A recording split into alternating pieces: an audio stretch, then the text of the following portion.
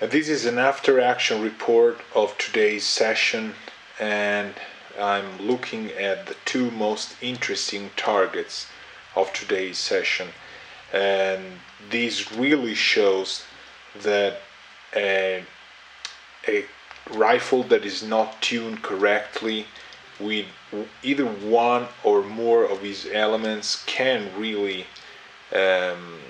ruin the entire performance level of the platform.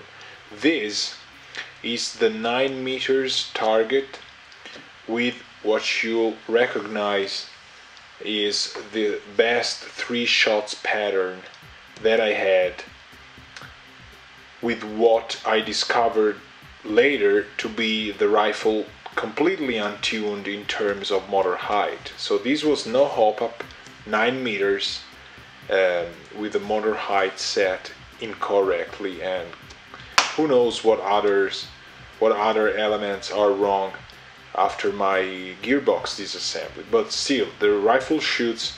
It was shooting 9 meters, and I got these after I sighted the iron sights in. Then at the very end of the test, I was able to put the motor on its optimal height, or at least close to that, and I just took 3 shots. I saw that the gun was performing very differently than it used to perform in the entire session. So off the camera I decided to take 3 shots at the 37.5 meters target. Before doing that, I tried to tune the hop-up to the best of my abilities, and found out that the hop-up was indeed working. And before, because the motor height was incorrect, the entire system was not putting out enough energy to send the BB out of a very highly dialed in hop-up. So sometimes I would get double feeds, all that stuff.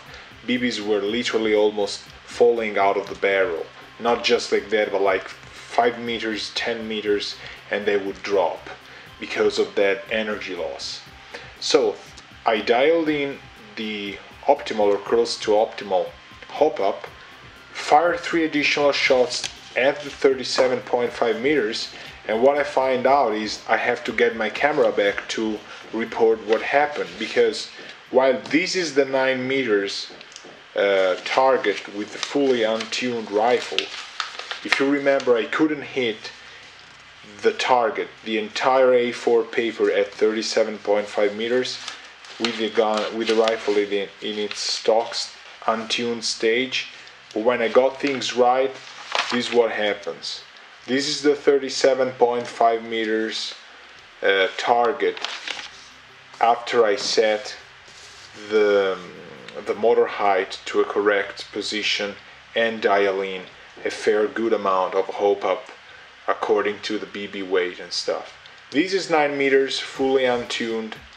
Before I had a completely no hit ratio, and then when you set things up straight and at least way better than before, look at the difference. This is pretty much almost the same pattern that you had here at 9 meters, but this is over 4 times the distance, and you still have the same spread with the nice, better tuned gun. So who knows what can happen with the stream of upgrades that I am intending to apply to the rifle.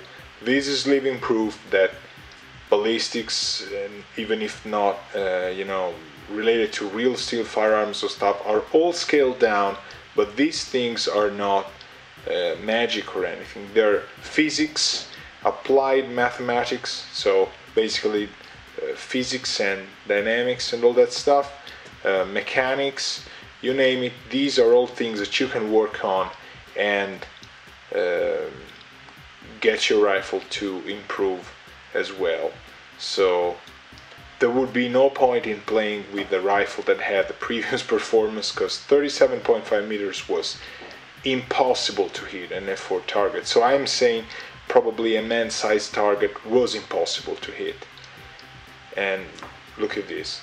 same pattern, almost the same spread, 4 times the distance of an untuned rifle. So thank you guys for watching. I've learned my lesson for today. Electric rifles have a lot more components to it. They require a lot more understanding of the mechanics and stuff, and a lot more respect of what is usually just a couple pieces in gas guns. Electric rifles require you to understand more of the mechanics of all the parts, but there you go. If you put enough time into it, it will eventually pay it back. This is the end of episode 9. Thank you very much, guys, for following me. I hope I'll see you next time in the new episode. Bye bye.